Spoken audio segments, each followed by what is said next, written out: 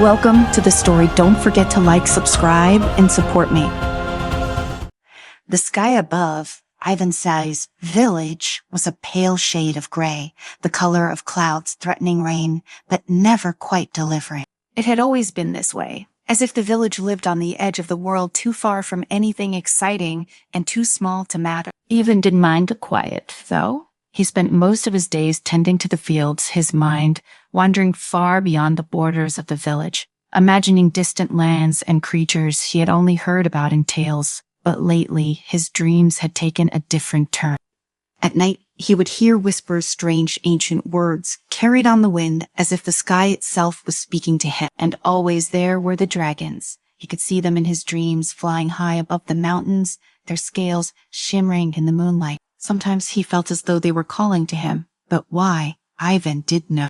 Dragons were dangerous, unpredictable. That much he knew from the stories his father had told him before he passed. But even as he tried to push the dreams away, they grew stronger, more vivid, until it felt like they were more than just dreams. It was on one of these dreary days that the old seer came to the village. No one had seen her in years, but her arrival sent a ripple of unease through the town. Ivan had heard of her, of course everyone had. She was said to possess powers that allowed her to glimpse the future, though most dismissed her as a relic of an older time, a time when magic wasn't just in story. She moved through the village like a shadow, her gray robes blending into the mist that clung to the ground. Her eyes, sharp and piercing, scanned the faces of the villagers, looking for something or someone. When her gaze landed on Ivan, he felt a cold shiver run down his spine. "You," she said, her voice like gravel, rough and weathered by time. "You are the one." Ivan blinked, unsure if she was speaking to him or someone else.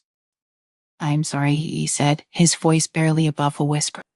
"The dragon speaker," the seer continued, stepping closer. Her eyes bore into his, and he could feel her words sinking into his very soul. "You have been chosen." Chosen for what? Ivan's heart raced. He wanted to back away, to run, but his feet remained rooted to the spot. "To bring an end to the war," the seer said, "to bridge the divide between humans and dragons." The crowd that had gathered around them gasped, whispers spreading like wildfire. Ivan felt the weight of their stares, but he couldn't tear his gaze away from the seer. I don't try to understand," he stammered.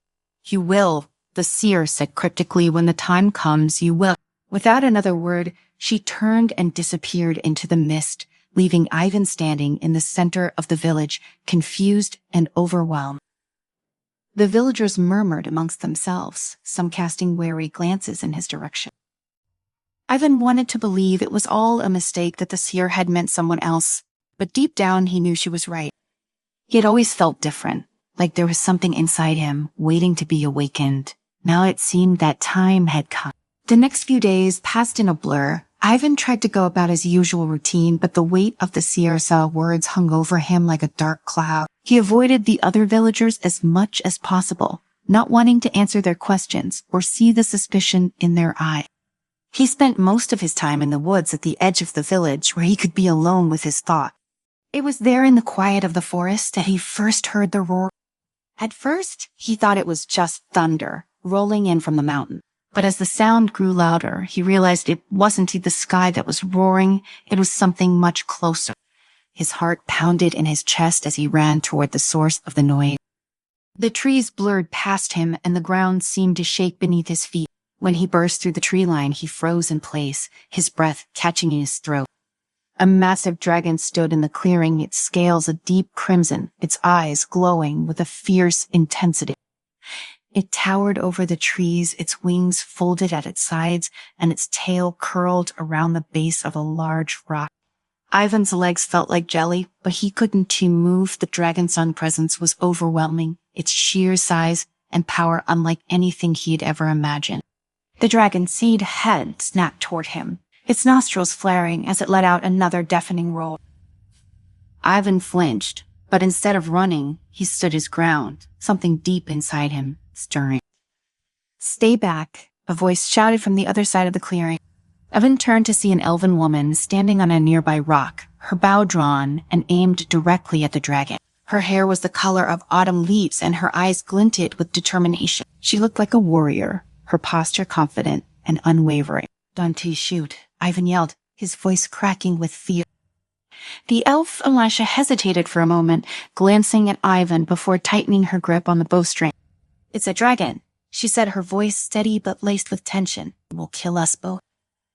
"I can stop it," Ivan said, though he wasn't sure how he knew that. He just felt it deep in his bone. Aisha frowned, but did she lower her bow? And how do you plan on doing that, human?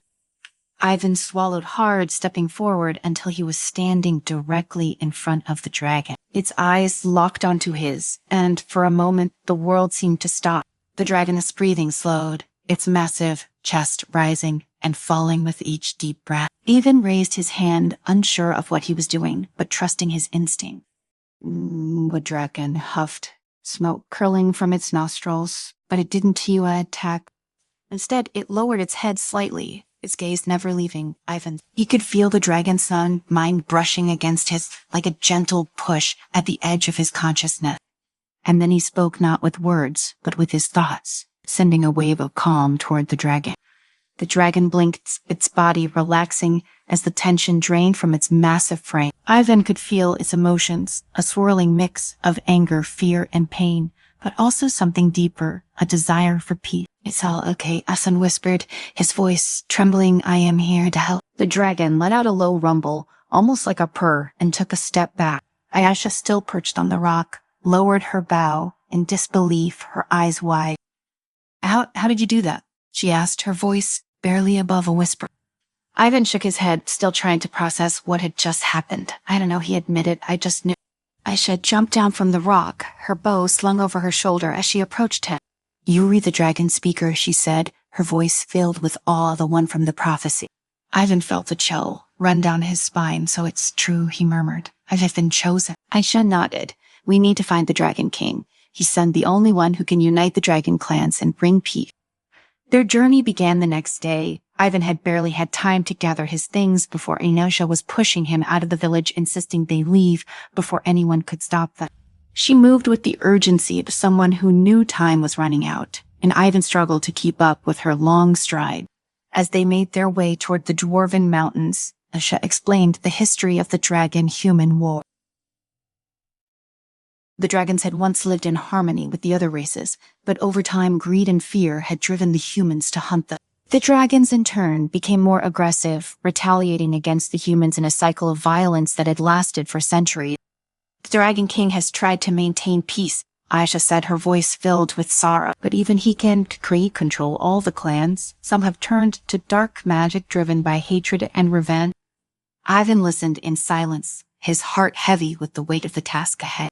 How was he supposed to bring peace between two warring species? He was just a boy from a small village, not a warrior or a hero. But the dragon he had calmed in the clearing had shown him that maybe he had the power to make a difference.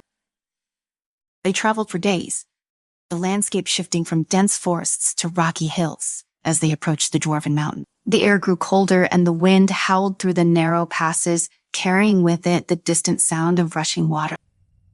One evening, as they set up camp near a small stream, Asha glanced over at Ivan. "We'll need help if we were going to make it to the Dragon King's lair," she said, her tone serious. "There's someone I know, a dwarf named Bruno. He's a skilled warrior and knows these mountains better than anyone. If we can convince him to join us, we might stand a chance." Ivan nodded, though he couldn't shake the feeling that Bruno might not be so easily convinced. The wind grew colder as they traveled further into the mountain. Aisha led the way, her movements as fluid and purposeful as always, while Ivan did his best to keep up. The terrain was rough, the path winding higher with each step. They were far from the warmth and safety of the village, but that didn't bother Ivan as much as the gnawing sense of uncertainty inside him. He still wasn't sure what he was meant to do or how he was supposed to speak for dragons when he hardly understood the extent of his own ability. They reached a plateau at the foot of a jagged cliff where Aisha stopped and glanced at him. "We'll camp here," she said. "Bruno's close." Kirzan had never met a dwarf before, but he had heard stories. Most of them involved stubbornness, pride, and a love for ale. He wondered how a dwarf warrior would fit into their quest, especially one who might not even want to help. He had a feeling convincing Bruno to join them wouldn't be easy. Night fell quickly, and they sat around the small fire Aisha had built. Ivan stared into the flames, his mind wandering again. The image of the dragon from the clearing still lingered in his thought. He could remember its eyes, the weight of its gaze, the way it had seemed to understand him.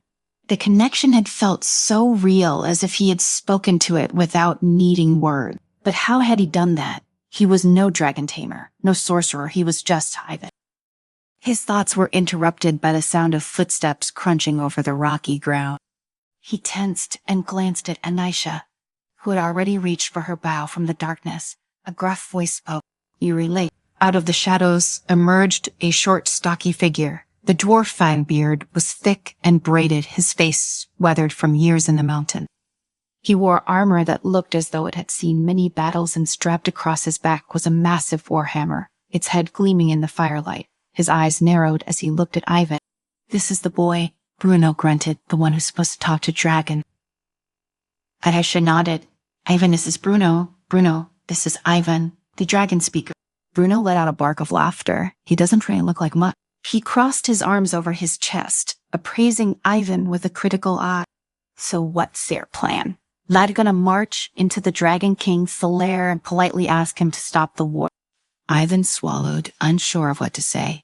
Bruno's skepticism was hard to ignore, and the weight of his gaze made Ivan feel small, insignificant.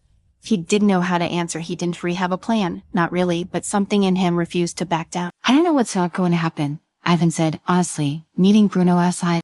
"But I know I can help. I've spoken to a dragon before. I don't know how, but I did." Bruno raised an eyebrow, clearly unimpressed. "So you got lucky one. That doesn't mean you're ready to take on the whole blasted war." Anisha stepped in. "We don't have time for this. Bruno, we need your help. You know these mountains better than anyone. If we're going to make it to the Dragon King's lair alive, we'll need you." Bruno sighed, rubbing a hand through his beard. "You've got a point there. The mountains are dangerous, especially for humans." He cast another glance at Ivan. "Fine, I'll help. But if things go south, Dante, expect me to stick around and babysit the boy." Ivan felt a surge of relief, though. Bruno's words still stung. He wasn't sure if the dwarf believed in him, but at least he had agreed to help, and that was enough for now. The next morning, they began their ascent into the higher peaks of the Dwarven Mountain. Bruno led the way, his heavy boots crunching over the rocky path as he navigated the treacherous terrain with ease. Ivan and Anisha followed close behind, careful not to slip on the loose stone. The wind howled through the narrow passes, carrying with it the distant sound of rushing water. Ivan shivered as the cold seeped through his cloak, but he pushed on, determined to see this through. As they rounded a bend in the trail, Bruno suddenly stopped, holding up a hand for silence. Ivan's heart raced as he strained to hear what the dwarf had noted. Then, faintly at first, but growing louder, came the sound of heavy footsteps, too heavy to belong to any human. "Dragons," Bruno whispered, his voice barely audible over the wind. Ivan's stomach twisted into knots. The ground beneath their feet rumbled, and before any of them could react, a massive shadow swept over them. Ivan looked up just in time to see a dark figure descending from the sky, its wings blocking out the sun. The dragon landed with a deafening crash, its claws digging into the rock, and let out a thunderous roar. Ivan froze, his mind racing. He had faced a dragon once before, but this one was different, larger, fiercer, with scales the color of midnight and eyes that burned with hatred. It let out another roar, its tail lashing dangerously as it fixed its gaze on Ivan. Aisha drew her bow, aiming for the dragon, says exposed underbelly, but Ivan raised a hand. But he shouted, "I can talk to it." Bruno scoffed. "Now's not the time for talking, lad. That beast looks like it's ready to tear us apart." But Ivan wasn't listening. He stepped forward, his heart pounding in his chest, and reached out with his mind, the way he had done before. He could feel the dragon's anger, its pain, but underneath it all, there was something else, a deep, aching loneliness. It was an outcast, a dragon without a clan, driven mad by isolation and fear. "I understand you," Ivan whispered, his voice steady, despite the terror coursing through him. "I know what you were feeling. You don't have to be alone." The dragon's eyes narrowed, its massive head lowering until it was level with Ivan. Its breath was hot and rank, but Ivan stood his ground, refusing to back down. For a long, tense moment, the dragon stared at him, its nostrils flaring.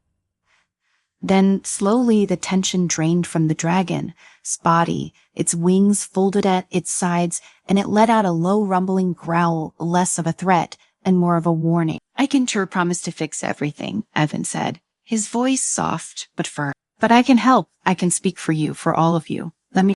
The dragon huffed, a plume of smoke rising from its nostrils, but it didn't attack. Instead, it turned and took to the sky, its massive wings beating the air as it disappeared into the cloud. Bruno let out a low whistle. Well, I'll be damned, he muttered. You actually did it. Aisha lowered her bow, her eyes still wide with shock. That was incredible, she said, her voice barely above a whisper. I've never seen anything like that. Ivan didn't know what to say. His legs felt like they might give out at any moment. But there was no time to rest. They had to keep moving. The Dragon King was waiting. They traveled in silence for the next few hours, the weight of what had just happened hanging heavy in the air. Ivan's mind was spinning, replaying the encounter with the dragon over and over again. He still didn't fully understand how he had done it, how he had reached into the dragon's mind and calmed it. But whatever it was, it had worked, and that was all that mattered for now. By the time they reached the entrance to the Dragon King's lair, the sun was setting, casting long shadows over the rocky cliff. The lair was hidden deep within the mountains, a massive cave that stretched into darkness. The air was thick with the scent of sulfur, and the sound of distant roars echoed from within.